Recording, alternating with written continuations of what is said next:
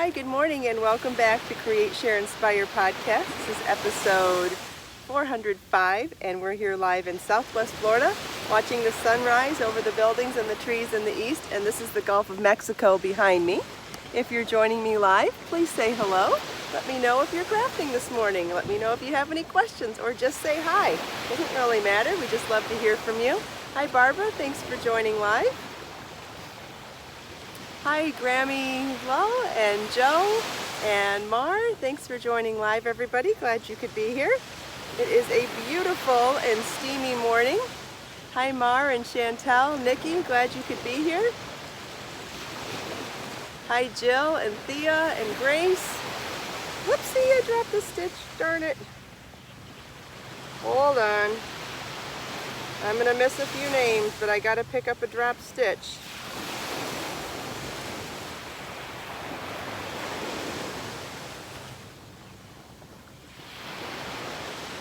Should have probably shown how to do that, but okay, next one.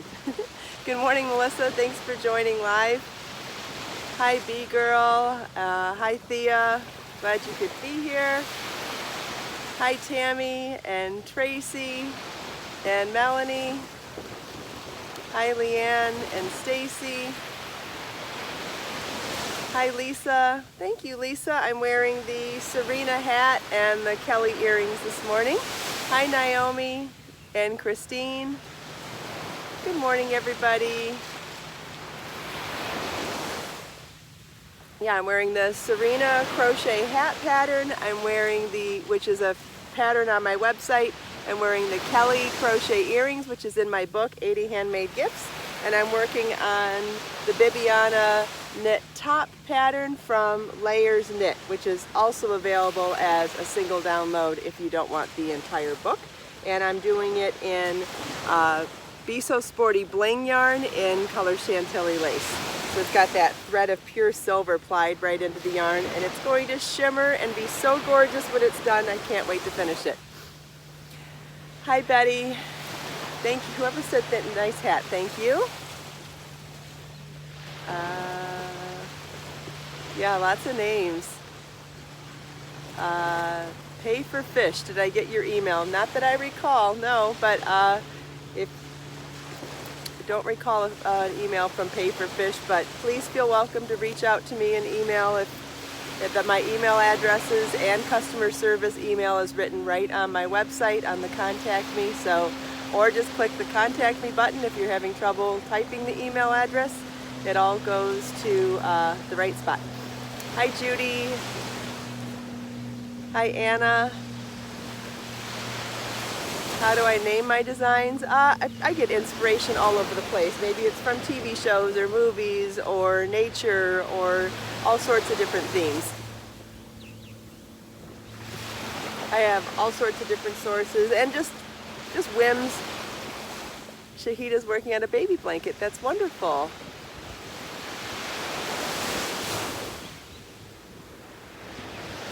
Hi, Harini.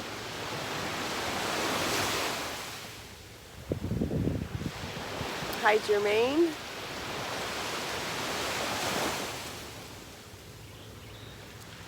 Jill, some of her granddaughters are named after my patterns. That's great.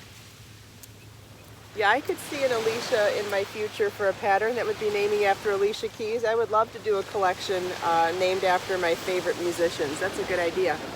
I wouldn't be surprised if I do that one of these days. Okay, I wanted to show you something about the pattern that I'm working on this morning.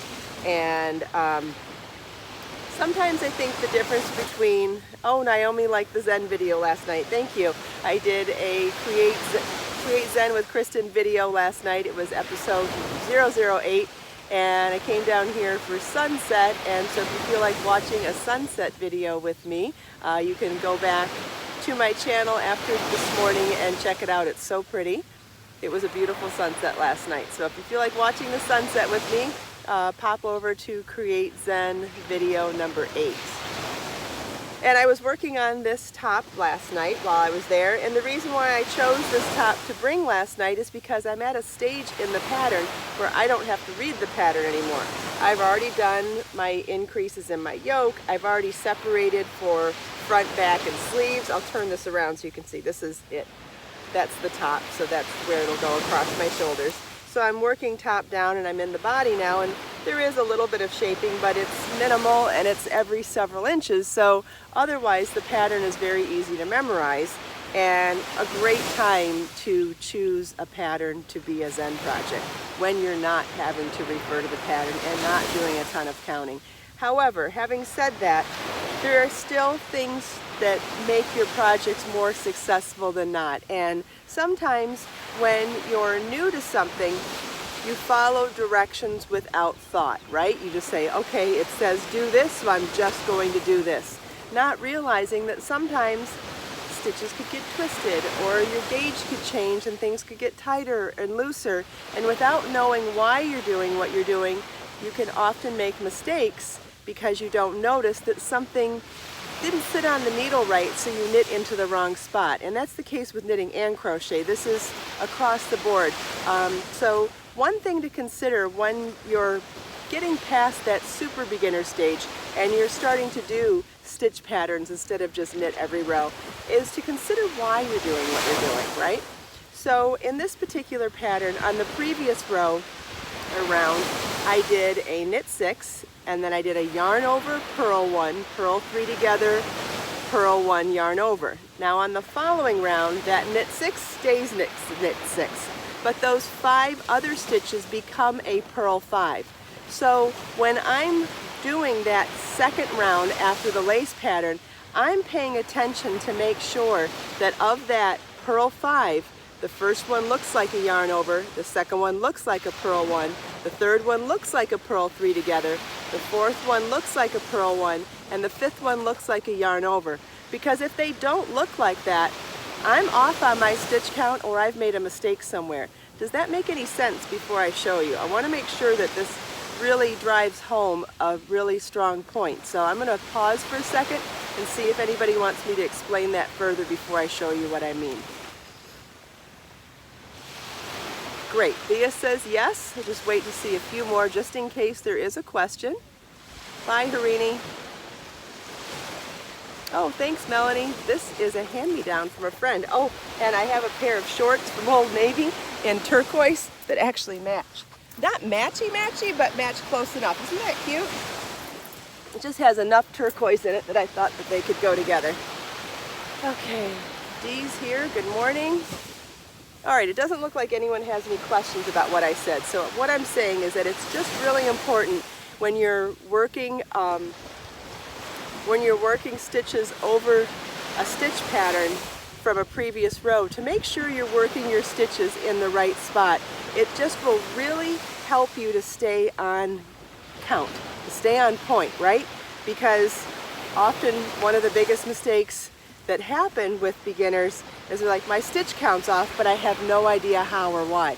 Well, what I'm going to show you right now is a great way to keep yourself on point all the time, and that's by recognizing where you should be during your stitch count. So I'm going to count it out again. On the previous row, it was a yarn for the purl 5 that I'm going to do now. The previous row was a yarn over, purl 1, purl 3 together, purl 1, yarn over. All of those stitches look different, right? So when you're doing that purl 5, you want to be conscious of the fact that the first one should look like a yarn over, the second one should look like a simple purl 1, the third one should look like the cluster of a purl 3 together, the fourth one should look like a simple purl 1, and the fifth one should look like a yarn over, which all look really different. And now keep in mind that having said that, sometimes things get twisted. Sometimes things get too tight or too loose, and this is your opportunity to adjust as you're going. Thanks, B-Girl. These are my Kelly earrings from 80 Handmade Gifts. Really cute, super fast crochet pattern. And the hat that I see people are still talking about is the Serena crochet hat with wire brim. That is a video series here on YouTube as well as a pattern on my website. Okay, so I'm doing my last knit one. Okay, Okay, so then to do the purl 5, we need to work into a purl 1, or work into a yarn over, and then work into a purl 1, then work into the purl 3 together, and you can see, am I on camera? I hope so. And then work into the purl 3 together, then work into a purl 1, and then work into a yarn over. And that's our 5 stitches for our purl 5. Then we'll move our yarn to the back and work our knit 6.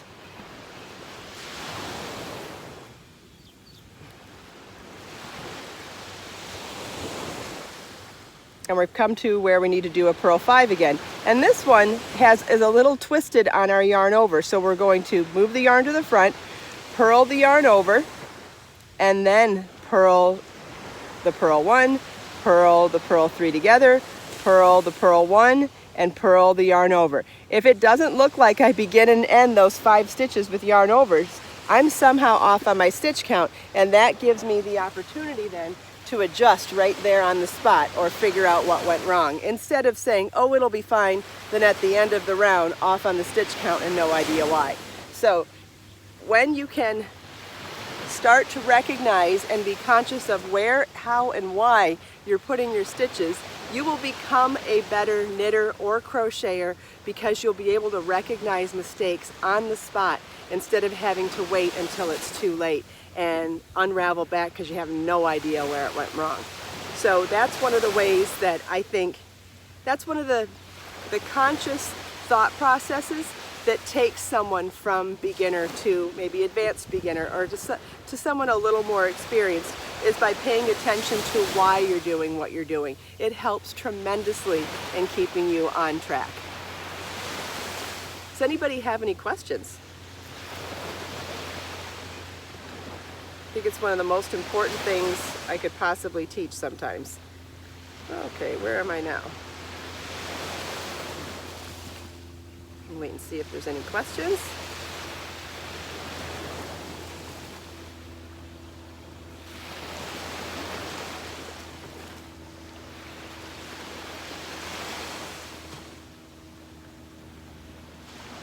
I got a little jumbled up here.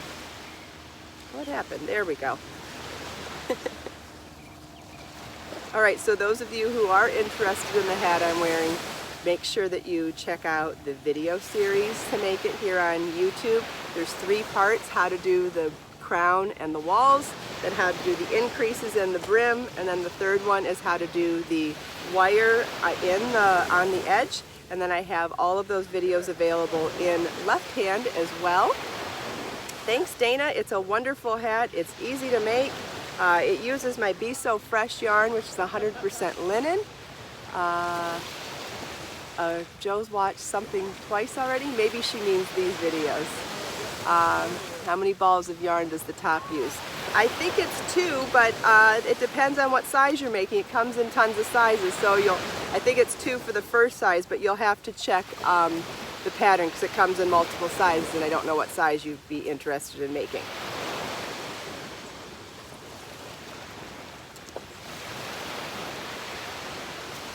My screen went dark.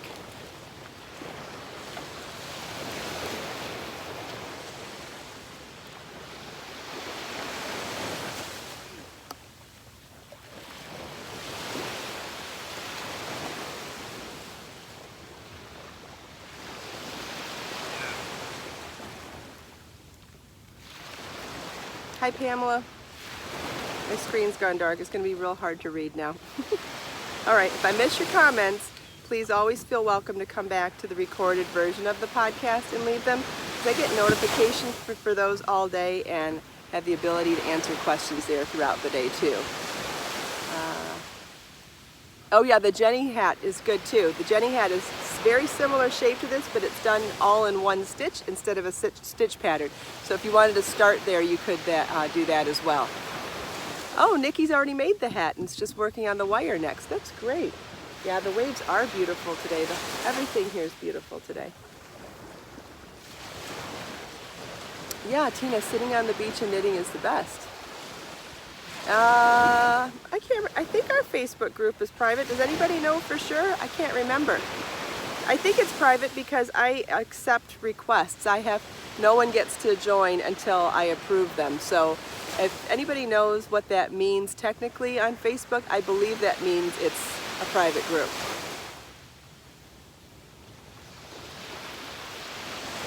I definitely have to approve people. They do not get in without my approval. So if anybody knows what that means specifically, I'm going to guess that that means it's private. Anna says other people are seeing her posts. As far as I know, it's private, but I don't know 100%. So we'll have to wait and see what anybody else says. Anyone can see your posts. Don't know about that. The type of wire that I used is listed in the pattern. All that information is listed there. You can find out everything you need to know about the hat in both the pattern and in the videos. It's a type of millinery wire for making hats. It's a proper wire for hat making.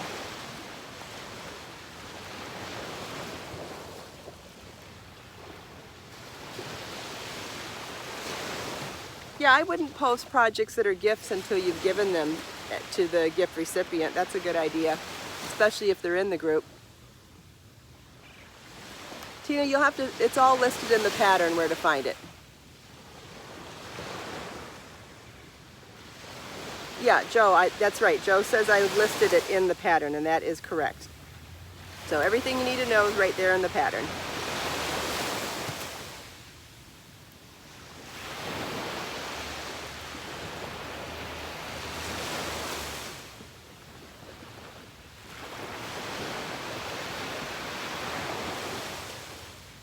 Okay, well, I don't know the answer, guys. I don't know the answer about the group.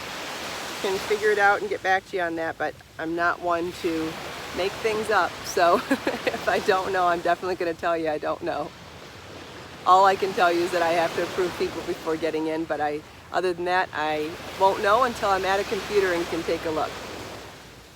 Pamela's going to check right now. There you go. You can have someone check on the spot. That's even better.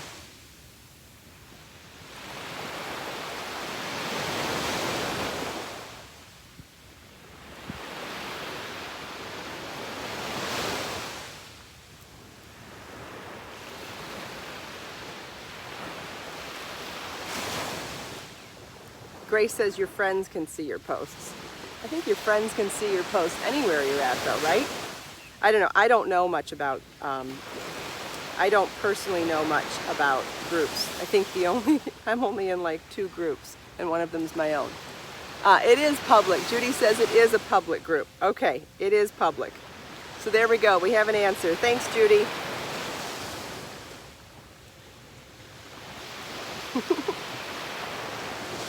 I love the detective work behind the scenes. Fantastic. Yeah, so you have to get approved to get in. We do have rules. People will be removed if they don't follow the rules. And the rules are very simple, common sense, but, you know, gotta have them. And so it's a safe place where people are treated kindly, and if they're not, then they get removed without warning. Yes, thank you, Judy and Pamela. Someone asked if the hat was beginner friendly, and somebody else said yes, and I think that's true too. I think the hats are both beginner friendly, especially with the fact that there are video tutorials to go with them. That always helps so much.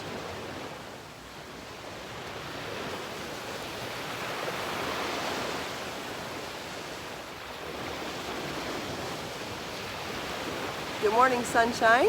Glad you could be here.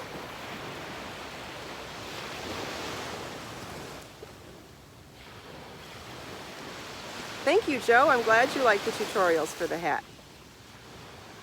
Next up is the Faye Fringe Ruana, where I take that red bubble chiffon scarf and turn it into a Ruana. It's going to be so fun. Yeah, I thought so too, Melissa. I had no idea.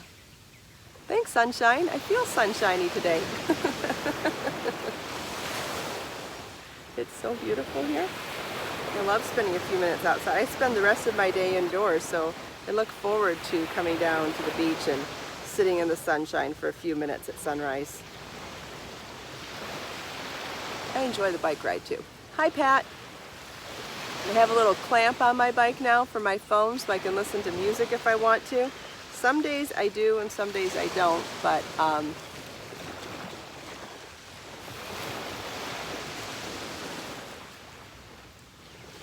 listening to Shaka Khan this morning. You know that song Sweet Thing by Shaka Khan? That's what I was listening to this morning. And singing out loud, and I think the garbage man heard me, but I don't care.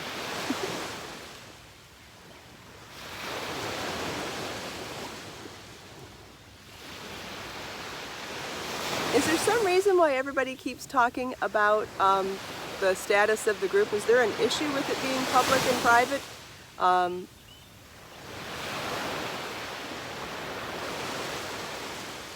I mean, is that the general consensus? If you guys want to leave comments in the recorded podcast later today, or send me emails, or tell me why or how, I haven't seen an issue with the group, but I'm open to suggestions. I just don't think we've had any drama for a while, so I haven't thought there were any issues. Yeah, you never know, Pat. The garbage men and the landscapers hear me sing all the time as I'm driving through, and the construction workers, and I just don't care. Sometimes they laugh, sometimes they say good morning, sometimes they just look at me weird. Oh gosh, I love old music. Grammy, I can't see the rest of your name. Yeah, I listen to Shaka Khan and Etta James and Aretha Franklin all the time. They're my favorites. I listen to Otis Redding all the time. I love 60s R&B so much, and soul music. It's probably my favorite. Yep, you did misspell Shaka Khan, but that's okay. You know who I mean. But I heard that song last night, and so it's been stuck in my head, and I had to listen to it and sing it on the way to the beach this morning, and I had so much fun doing it. It's such a beautiful song. It's a sad song. It's about a mistress, but it's still beautiful. I like sad love songs. Yeah, I love Etta James too. I think Aretha Franklin's my favorite of them, but yeah, I love all of them.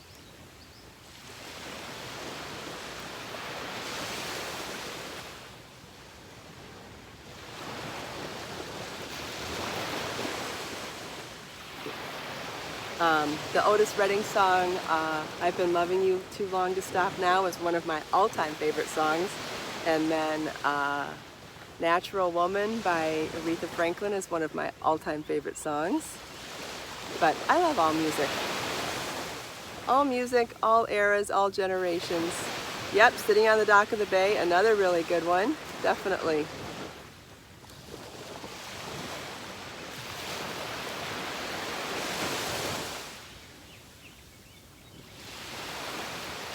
Okay, let's see. Yes, Natural Woman, written by the great Carole King. That's the version that I play on piano when I play Natural Woman. I like her version for piano much better than the Aretha Franklin version, so that's the version that I play when I play it on piano. I love that song. Natural Woman's one of my all-time favorites, and one of my favorites to play on piano.